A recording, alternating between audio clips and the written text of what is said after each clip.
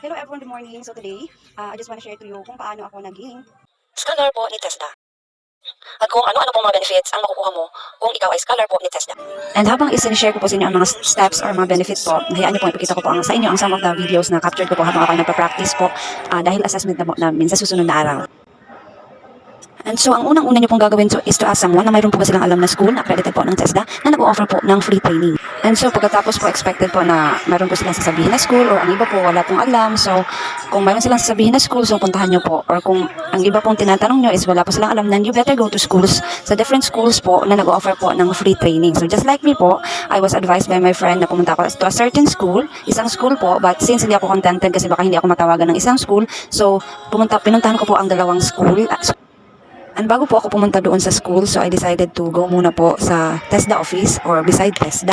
So nag-ask po ako doon kung mayroon po ba silang training. And sabi po nila, mayroon po silang free training but they did not know when will it be. So kung kailan ito mangyayari.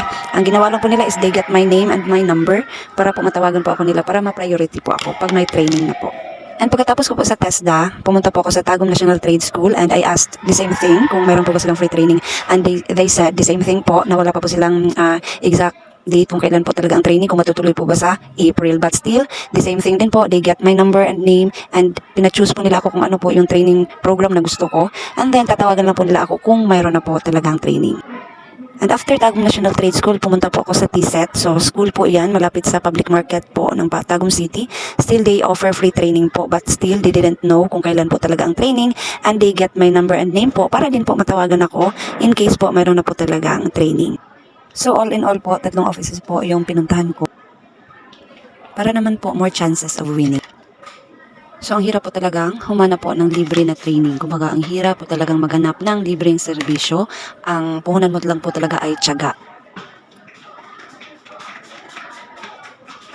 And so, ang tanong po natin dyan po is, tinawagan po ba ako ng 3 offices na pinuntahan ko? And ano po ba yung mga benefit ng isang scholar po? So, sa ngayon po, bibitinin ko po muna kayo. So, you better watch my next video para po malaman niyo po kung ano ba ang mga benefits ng isang TESDA scholar and kung natawagan po ba ako ng 3 schools or 2 school at isang office na pinuntahan ko. And yan lang po for today. Bye-bye!